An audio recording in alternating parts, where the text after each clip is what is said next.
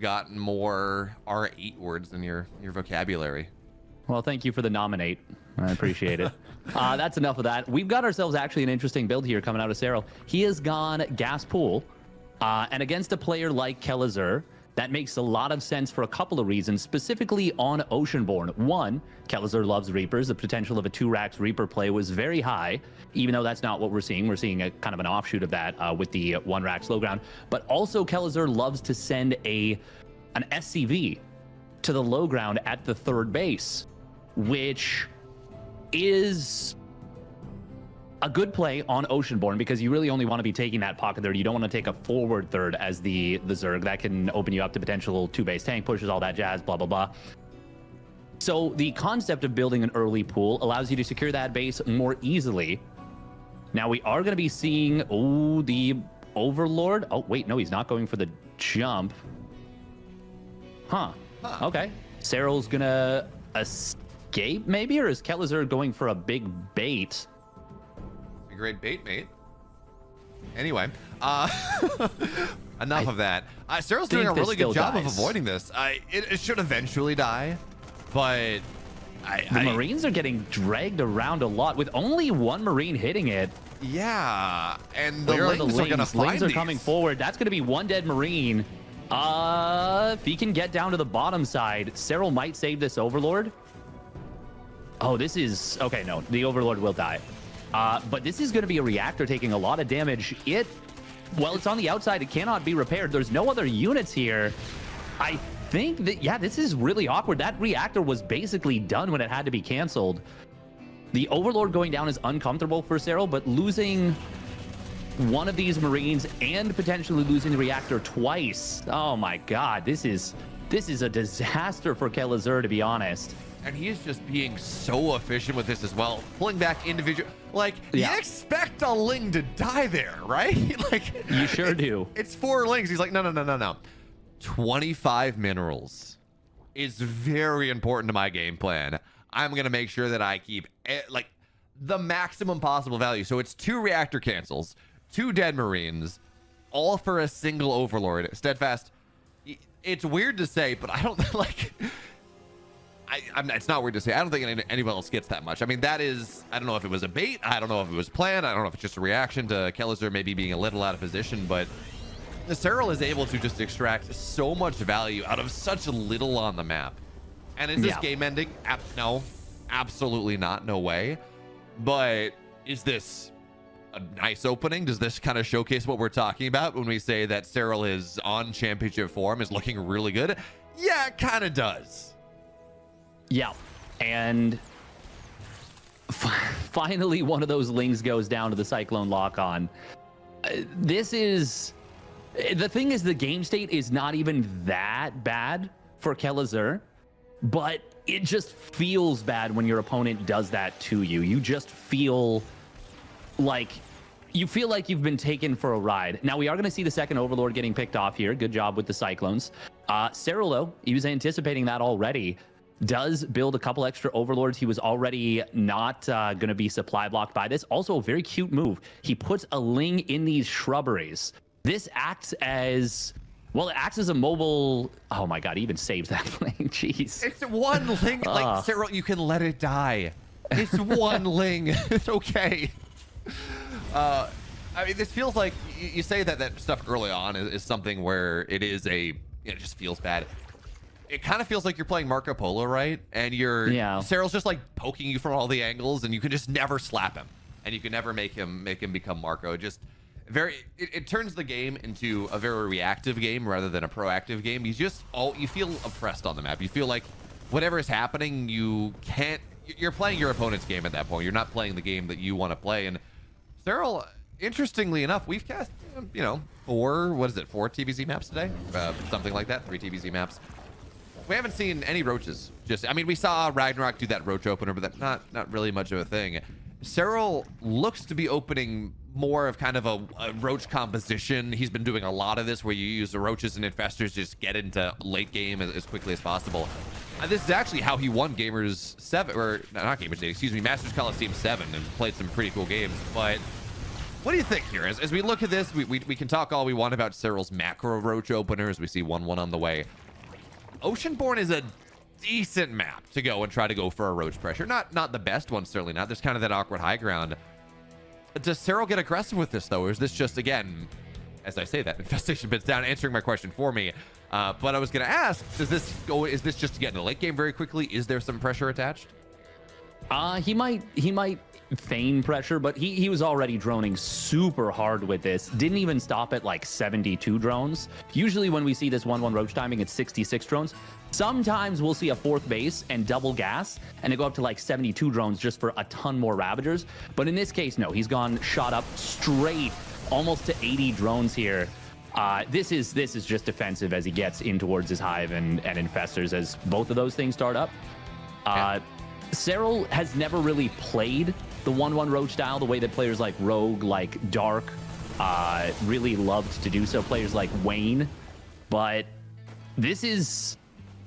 I do want to point out, Kelezer had a really good setup. He got away with going 3cc super delayed starport, and that's why, even though it was an uncomfortable start for Kelezer, he's actually in a pretty damn solid position in terms of macro setup. Like his upgrades are very quick. His 2-2 is actually going to be extremely fast.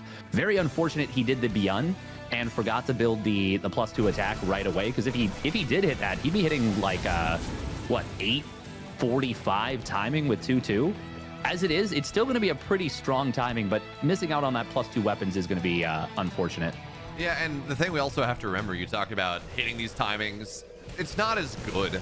Certainly hitting a big, powerful 2-2 timing would be fantastic, but this entire build that SERRAL is playing for is predicated on this idea of fungal. He's not going to go for it. Okay, it's just a little bit too far away. That scan was very important. Without that scan, he does get caught.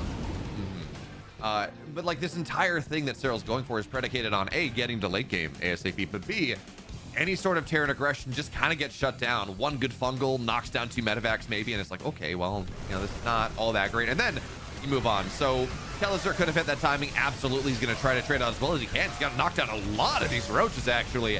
Getting on top of the hydras on the right side as well. Not going to be able to get the lurker, but even still, a cost-effective, well, maybe a cost-effective trade. If you can chain the fungals together, it's no longer a cost-effective trade dead fast. That's 3 medevacs down and the entire army in the middle part of it. And at the end of the day, it was roaches falling, not hydras, not lurkers, nothing like that. And this is part of the problem of getting aggressive against this way that SERRAL wants to play. Again, like 1 or 2 good fungals and your entire force gets knocked down, and then you're kind of forced to play a little bit later. I'm not saying it's impossible, but you play the way SERRAL's playing, you put it in the hands of a player like SERRAL, and it becomes very hard, as we have building armor on the way. Yeah, that's a bit of an oopsie. That's not what you want to do. Yeah, that's just a little bit of a misclick right there. Fungal growth is available here. SERRAL holding it for now, will drop the fungal, and he is going to be able to grab a couple of these bio units. Kelezer will get away with the rest. Kelezer was really hesitant to lift. I really thought he was going to go for that quick lift up, but he kind of felt like he almost wanted to bait the fungals. Meanwhile, lurkers on the bottom side are going to deflect this drop. SERRAL he is really staying on top of this, not letting Kelezer find really any openings. And this, hang on, how many siege tanks we have? We got 4 siege tanks. So yeah, this push shouldn't be able to get too much done. It might find a couple of tanks clumped up, but SERRAL, nah, he doesn't know how much is back there. He decides not to engage in, and that's the right call.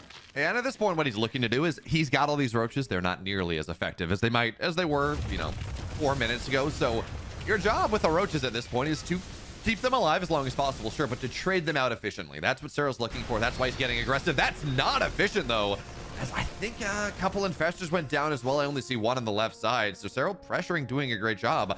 But Kelezer's able to ambush, get right on top of him, tries to get on top of these tanks as well, but lurkers are not in range. Or they're on hold position. I'm not really sure. Regardless, the tank will continue to shell away at them. SERRAL cannot get on top of those tanks, cannot start to make that happen. Meanwhile, lurkers on the left side, they're going to shred this. This game, I mean, Kelezer jumps on part of the army and does a really nice job of doing so. But at the end of the day, SERRAL just trades better. Kelezer able to make one thing happen, but he loses on 2 other sides, and that's just not quite enough here, especially if SERRAL's going to come in from every side. Now the lurkers are going to get on top of the tanks. The fungal's on the right side as well, and SERRAL is just evaporating Kelezer. We're 11 minutes in, and I don't think this goes past 12:30 maybe. SERRAL has just I don't think it goes past 12. Things. I think we're going to see GG any second now, in fact, as SERRAL has just kind of run all over Kelezer. Kelezer has made some good moves in this game, but SERRAL, you mentioned it, he is in championship-looking form. Kelezer is going to stick around in this game for a little bit longer, and it looks like my 12-minute estimation will be very off. But yeah, I don't really see what he can do. He's contained back on 3 bases. SERRAL's getting into +3 carapace, +1 melee. He does have a decent-sized army, but SERRAL is maxed out and is starting to build a bank. And those Vipers, they are a big problem for Kelezer to deal with. Double Abduct going to grab those 2 frontline tanks, and this just looks really hopeless for the Brazilian Terran. I mean, if you run up the gullet like this can be a problem, as the Vipers are not really there. SERRAL maybe forces it a little bit too hard. I've also apparently, I tried to be conservative. I'm like, you know, it's Katowice. You maybe hang around a little longer. Okay, I'll give him a minute. I'm also going to be wrong on that, as Kelezer is very interested in taking this game much longer, and Oceanborn is a map that it is very hard to go and break a Terran player. So Kelezer's got the ramp, or SERRAL's going to struggle to go up the ramp. It's also kind of hard for Kelezer to go down the ramp, but this game will continue. SERRAL's not going to break him right now. Of course, there's more on the way, right? Neural's just about done. +2 melee done, or just about done, or just getting started. There we go. +3 armor. Like, SERRAL's developing into this game more and more. He doesn't have to win the game right now. It would be not nice, at all. right? He's got this, and he's going to run. That's a lot of SimCity, though. That's really hard for SERRAL to break. Yeah, but Blinding Clouds on a couple of... well, no, it's going to be Abducts instead. And he gets one of the command centers not being built, and one that was already finished. I mean, Kelezer, like, I don't blame him for not GGing, but SERRAL's on, what, 6 or 7 bases? You can't even secure your 4th, and he's trading... He's only 700 resources lost down. Oh, we are going to see a fungal growth on those ghosts. They tried to get some snipes. They do have a good concave here, and they will clean up these lurkers. So that's actually a nice little find for Kelezer, but SERRAL, once again, he is just in a dominant position. He is going to move in, snipe a couple more tanks. Kelezer, it really doesn't feel like he can hold on that much longer. Even though he is doing a good job of not dying, once again, not being able to secure the 4th base it's kind of a death sentence. I mean, Kelezer is starting to trade really nicely. Granted, he needs to lift this. Okay, he's got Ghost. Never mind. I mean, Steadfast, importantly, yeah, we look at the trades, and I mean, SERRAL was down. Oh, that's a... No, never mind. I'm looking for some copium. That fungal is going to get so many of these ghosts. And now you're going to try to pick them up, run them away. Kelezer does a great job of that, but that means that SERRAL's going to get on top of the tank line. Failings run forward. Ghosts, they're cloaked. They're able to run away. But I was about to say, well, you know what? The trades have been pretty good for Kelezer. He's starting to really develop this ghost count. He's got Liberators out. We saw how good we continue to see how good Ghost Liberator is in the late game. Yeah, maybe. But then you lose so many ghosts like that. What was that? Oh, it was actually only 3 ghosts. So maybe not. It was more the tanks. It's more the tanks that he lost. That's the defensive backbone. He's actually playing very efficiently in the last little bit, like you said, but losing those tanks, it's going to make it so hard to hold on. I think the reason that Kelezer has been able to hold on for as long as he has is that SERRAL's upgrades, because he's been going for all 3 attack upgrades. Up until just recently, he was down a lot of upgrades. Kelezer was on that 3-3 versus like, what, 1-2-2 or 1-2-3? Or even... 1-1-2 or something. No, yeah. It was 1-2-3, I think. So the melee upgrades were lagging, but now it's a little bit better. SERRAL maxing out once again, a ton of Lingbane Hydra. If Kelezer can make a hold here, a legitimate hold, there is a shot for him to come back in this game, but that is going to be a tall order. And okay, fortunately the Ghosts do get back into position, so they would be able to EMP. SERRAL does have a bunch of lurkers on the right side, and he's looking for those ghosts. And even just keeping the ghosts to the right is big. Oh, Snipe's going to come on in, but there is an Infestor here ready to fungal. Oh, he's ready for it. Oh, he's waiting for the rest of the army to get in position, but can he make that jump? There's the unburrow. That is a massive fungal. There's nothing to lift up, and that's going to be all the ghosts getting taken down. And that will almost certainly end this game, right? I said fast. I thought this game was over 5 minutes ago, so I am not trying to predict any game's ending at this point. You're right, though. We talked about the ghost count starting to climb on up there. It's been wholly recent, although you get a big tank shot, EMPs go down, maybe you knock some of the banelings off, but again, it's a game of economy. Keller's just doing a really nice job of holding on. Like a really nice job of holding on. Yeah. But his fourth base is really the only base that's mining. His third base is lifted. The fifth base on the north side is not really ever gonna mine. But he still holds on, actually. You know what? He needs more he needs his ghost count to get back up. But it's really hard to break a Terran on this map. It is really hard, and Kellezer is still on 4 bases. Like, yes, he's not mining from this third base, but he's got that strong planetary position. I feel like it's so close to being a break every time. Now we are going to see a couple of tanks going down. Should be enough banelings to just blow up this planetary. The bio was not in position, and finally, 17.5 minutes in. Yes, no.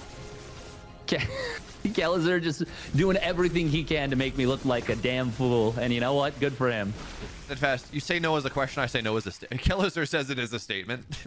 No, I'm not leaving this. Not yet. Not while I have a single ghost in my cold dead. Actually, with my cold dead hands, I left the game. Not while I have a single ghost in my warm living hands will I leave this game.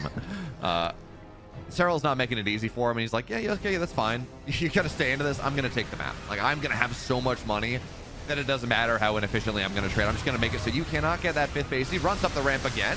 Tanks are still getting good shots. The ghosts continue to kite away, but there's just too much Zerg. Yeah, it's maybe not the best trade from an efficiency perspective. Steadfast, who the hell cares? It's 86 workers to 28. It doesn't, like, the trades don't matter at this point. And yeah, it's just going to be too much.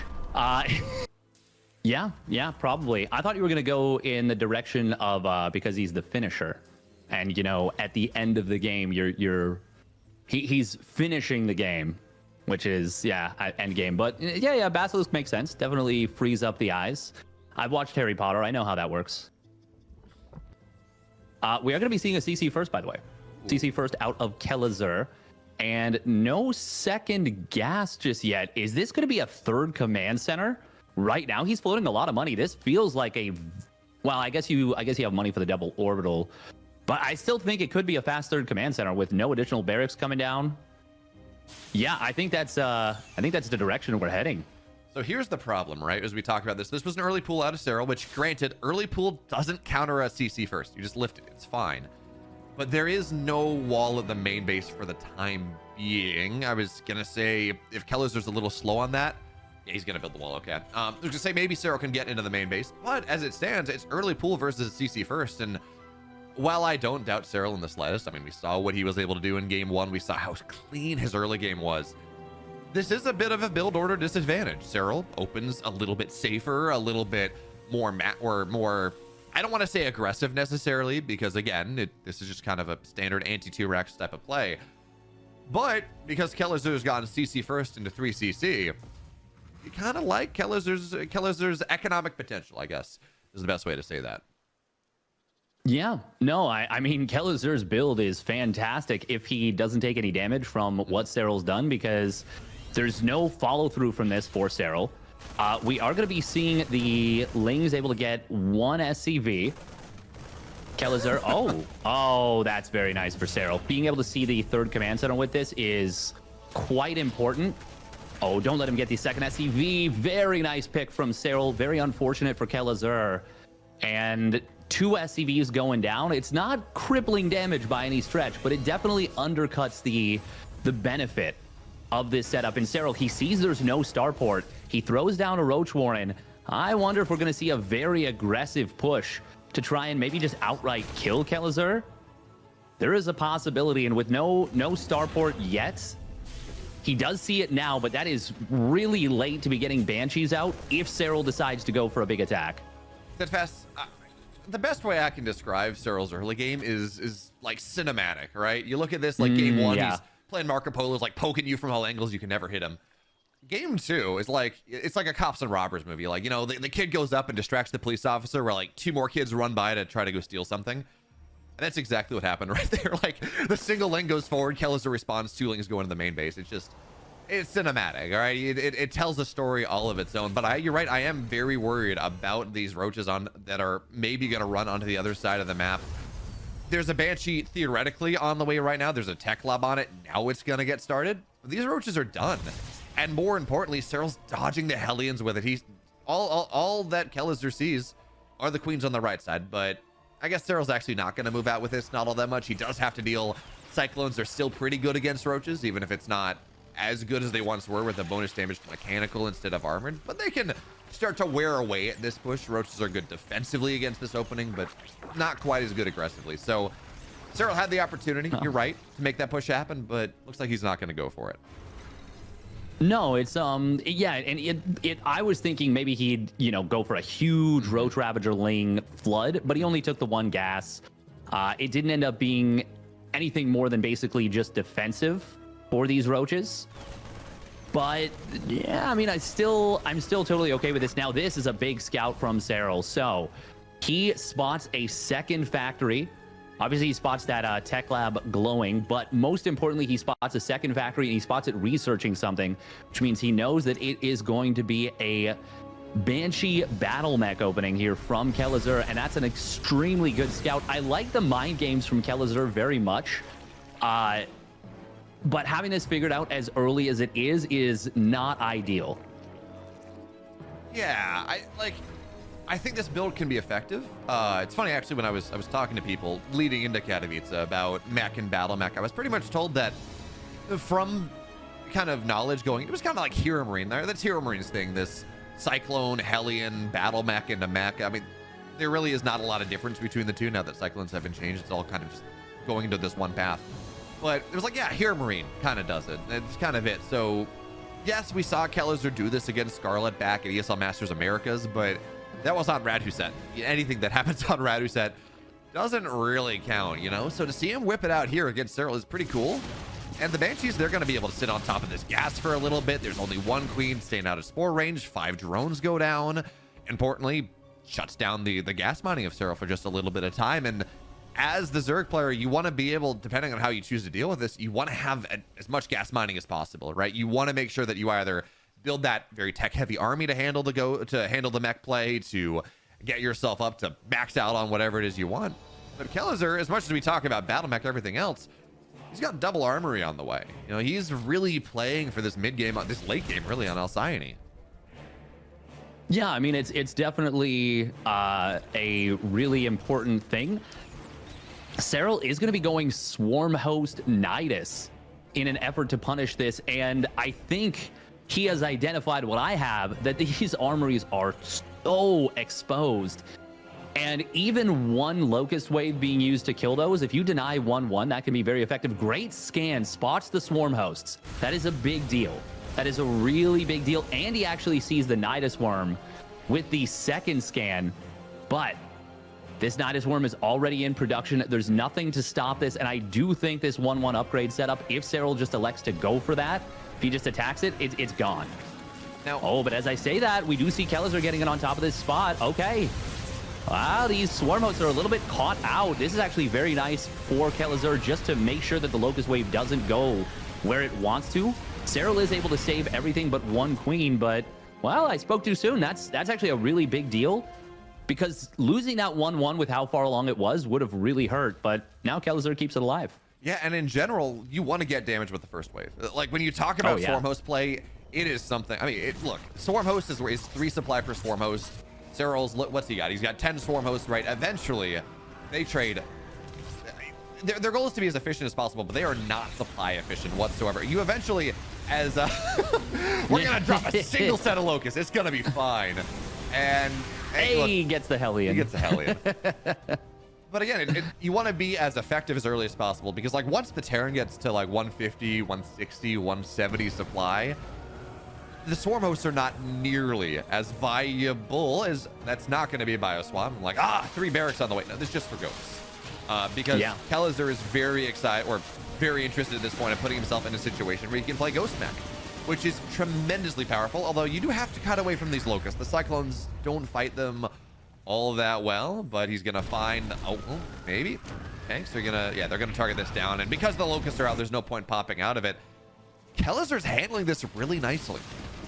Yeah, I actually really like this position for Kelazur. If he can survive up to a couple of those ghosts, we are going to see Ling Roach trying to jump on top of some of these Cyclones.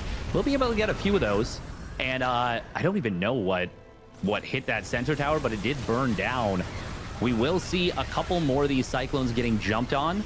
No ghosts hitting the field just yet. It is mostly tank Cyclone at this point. But against what SERRAL has, that's going to be fine for now. The one problem, Kelazur's able to go, is finally the Storm Hosts are going to try to get something as they get up into the natural. And the one problem that we're looking at is that Kelazur had like 5 Banshees. And he uses them to go in and snipe the gold base, absolutely. But he just lets them sit there. And all 5 Banshees went down to the Queens. He might have gotten 1 or 2 Queens, I'm not sure. But he's just sitting there, right? Those Banshees are really a key portion of this defense, of the offense, of enabling you to be as defensive as you are. Because you need some way to get active on the map. So yeah, roaches are going to show up in the main base. They're going to get shut down. But the fact that Kelazur doesn't have these 5 Banshees to deal with this roach pressure, to chase down any wayward swarm host, to have another way to react to the Nydus play, it removes one axis of one angle from how he would like to play. It makes it a lot more difficult. Now again, the locusts are going to move up into the natural, and this time, I mean, Kelazur's just not in position. He's going to try to pull away. Meanwhile, on the right side, SERRAL, as Kelazur moves up to 4 or 5 bases, as he really starts to try to develop his situation even more, that's going to be a kill, not a cancel on that command center. It's going to be a couple more units going down, abducts here on the tanks. It's funny, I think 30 seconds ago I said, wow, Kelazur's handling this really nicely. And ever since then, he has been getting annihilated by this multi-pronging from SERRAL. Yeah, SERRAL is just so good. He puts so much pressure on his opponents and forces them to make mistakes. And sometimes, you have a player who can keep up with them, like Clem. And this is the map where we saw it on. It was a different setup. Obviously, it was Battle Mech versus, this is Battle Mech. And Clem is playing Bio, but in this case, Kelazur has kind of gotten broken open. SERRAL doing a really great job just being relentless with the multi-prong and finally finds that opening. And now it just feels like it's a matter of keeping the pressure up here for SERRAL, as he's finished up Bane speed, so he can go into Hydraling Bane and play a much more mobile and very fast-paced one front attack. Yeah, now with Blinding Cloud, I mean, it's a good EMP on the Vipers, but Blinding Cloud hits 2 of those tanks. Lings and Banes are going to try to get on top. Files should get a decent amount of these tanks as well. And SERRAL, he's not trying to end the game with any one of, if he wins, it's great, but he's not trying to end the game with any one of these pushes. It's all about, let me shut your tank count down. Let me shut your ghost count down. That's going to be really nice. Let me do economic damage to you over and over again. And yeah, if we look at resources lost, we're going to see that actually SERRAL's only about 100 resources behind until just now. I kind of expected that to be just a little bit worse, but in general, yeah, SERRAL's not going to trade as efficiently as the game goes later, but he's keeping the Terran on 4 bases. He's denying him that 5th base in the race to the 5th, and that means that, yeah, eventually Kelazur can build this army that he wants, trade as efficiently as he wants. If you don't have money, it doesn't really matter. No, it certainly does not, and we do see Kelazur. He is going to be able to get a jump on a couple of these units. Ghosts, they will stay alive, and those Blue Flame Hellions, I don't think SERRAL was expecting those at the top of the ramp. They got a lot of Lings there. So Kelazur finds his first little bit of success in this game in, I would say, quite a while. But he needs a lot more than that if he's going to be able to try and claw his way back. SERRAL doesn't actually have as much creep spread as you might expect, and that's because he has been putting so much focus on the attack, on the aggressive direction, trying to break his opponent. And Kelazur, I mean, he's weathered the storm for now, but can he keep this 5th base up? That's the question that will define this series, Steadfast. That is a very important one. But for now, the question also, I guess, can he keep the 4th base? Because, well, Locusts are going to get right on top of it, shredding this down, and the Banelings are going to say, yeah, that's fine. You've done a lot of the work. Let me finish this off. A bunch of SCVs fall. The base is dead, and now the question is, can he keep the 4th base? Because that is what the north side base has become. It's finally SERRAL's able to break this down. Kelazur thinks about chasing, but the turnaround is so scary. Vipers can abduct, and you can run face first into a bunch of Banes and lose the rest of your army. So SERRAL gets safely back to creep. He breaks the base down, and Nydus pops somewhere. And oh, that's very nice. Though a couple Vipers go down. SERRAL doesn't pull them back just enough in time. Scan does a really nice job there. And again, we got to give credit to Katowice. Is he in the lead in this game? No, he's not. But he's gonna lose a couple tanks right now. But this is the second game in this series where it's felt like SERRAL's been kind of in the lead, has had this tempo advantage over and over and over again. And Katowice's doing a really nice job of at least staying in it, of maintaining a somewhat playable position in this game. That that's a way to bust a base down. That is so cool. That is actually so cool. Oh, I'd love to see him lead in with like one swarm host to soak a shot. Oh, oh my god. Nah. He's doing it with a Baneling instead. Wait. Oh, he's just gonna wait for the locust wave. Okay. Yeah. I was so excited. I was so excited with the like swarm host body block. Still, he should be able to get this. Banelings will take down all the SCVs. The planetary goes down with the help of those locusts. And SERRAL once again finds a big amount of damage. Now he's actually trading cost efficiently for the moment in the game. He's going to find 3 more tanks on the right side. There is a deep tank line behind this, so he's not going to get anything more. But he is just absolutely keeping the pressure dialed to 11 out of 5. Like, just really, really hammering on Katowice. Steadfast, this is Zerg versus Terran against meching Terran. You're not supposed to be able to play cost effective against the Terran play. Like, that's just not against mech. That's just not how it works. Against Ghost Mech. Like, what is happening? SERRAL's very good is what's happening. He's going to show up on the left side as well. More tanks are going to go down. And man, if you're Katowice, this has just got to feel hopeless. It's like you're doing everything you're supposed to. You're getting up to 4 or 5 bases. You're lasting above 150 supply against a swarm host player. Like, this is what you want. And instead, it feels like it's been 17 minutes of slow and painful death of SERRAL still trading better than the Terran player. It's just so amazing that SERRAL is able to do this. He is such a, I mean, we're so complimentary of SERRAL for so many reasons, but this is another one of those reasons. Is he is just indomitable. You know, he's unstoppable sometimes. It feels like you're playing against an AI that is also Archoning with other AIs. I think it's important to point, like, so I look back in the annals of one-sided games and group stages, right? I think of like Beyond in a laser, where Beyond dropped 16 Reapers on a laser to kill him, which was, you know, that was pretty fun. And that was a case of Beyond playing really well and a laser, you know, not playing up to his potential in that series. This is a game where Katowice has been playing very well. He's been holding on really nicely. He's been doing what he has to do to beat most Zergs. The problem is, SERRAL is not most Zergs. Like, no one, I don't think anyone else trades cost effectively into this composition the way that SERRAL has. He's just flying clouds on top of everything. This is gonna, even if he doesn't leave this game, this is gonna end it. The tanks aren't sieged. The Broodlords are on top of everything. Katowice's dead in 17 minutes. He plays very well. The problem is,